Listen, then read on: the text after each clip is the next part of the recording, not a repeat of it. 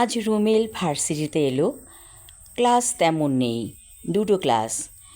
একটা ক্লাস করার পরে অনেকটাই গ্যাপ, তারপরে আবার আরেকটা ক্লাস। ওর পাশে বসে আছে কবির। লেকচার দিচ্ছে তো দিচ্ছেই স্যার, শেষ আর হয় না। কবির বলল, চল ক্লাস থেকে বেরিয়ে যাই। রুমেল বলল, ক্লাস ফাঁকি দিব?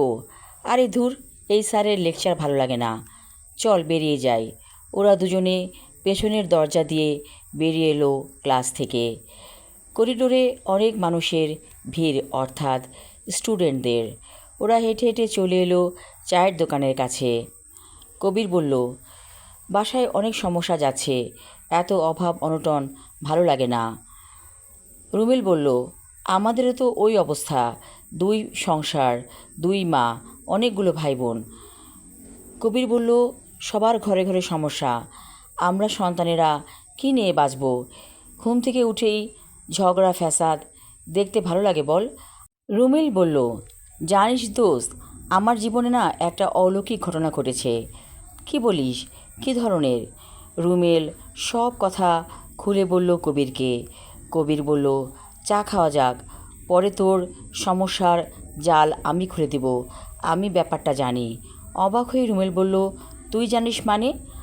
2 কাপ চায়ের অর্ডার আর সিঙ্গারার অর্ডার করলো কবির। পকেট থেকে বেনসন সিগারেট বের করে বলল, নে সিগারেটে টান দে, নইলে এই জট খুলবে না। চা খেতে খেতে কবির বলতে লাগলো, আমার মামা কিছুদিন আগে কক্সবাজার গিয়েছিল। তার জীবনে ঠিক একই ঘটনা ঘটেছে। সবুজ শাড়ি পরা একটি মেয়ে সাগরে নেমে যাচ্ছে। আমার পনির মামা, সে মেয়েটিকে ধরে ফেলেছিল খপ করে, তারপর রুমে নিয়ে গিয়েছিল। রুমেল বলল, তোর মামার নাম পনির? কবির বলল, হ্যাঁ, উনি আমার ছোট মামা। তারপর মেয়েটি যখন রুমে এলো, ঘুম ভেঙে মামা দেখে মেয়েটি নেই। অবাক কাণ্ড। তারপর মানুষজনকে জিজ্ঞেস করে জেনেছিল এখানে একটি মেয়ে আত্মহত্যা করেছিল সবুজ শাড়ি পরে, এবং তারই আত্মা ঘুরে বেড়ায় সাগর পাড়ে। ওই মেয়েটির নাম দিয়েছে সবাই সাগরকন্যা।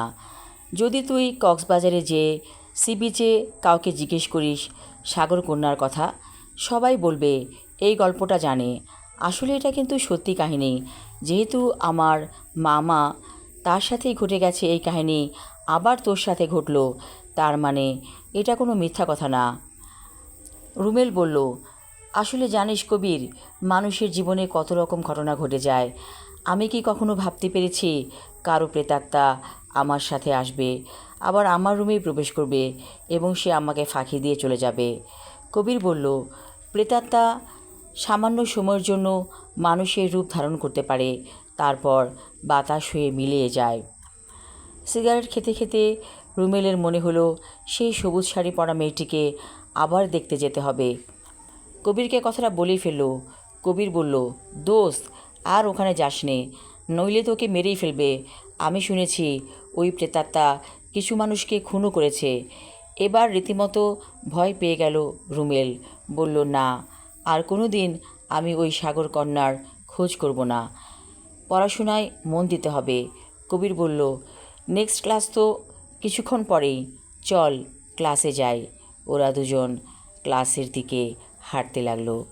আমি আমার লেখা ছোট গল্প সাগরকন্যা পর্ব 3 এবং শেষ পর্ব পড়লাম, আশা রাখছি সবার ভালো লাগবে। ধন্যবাদ।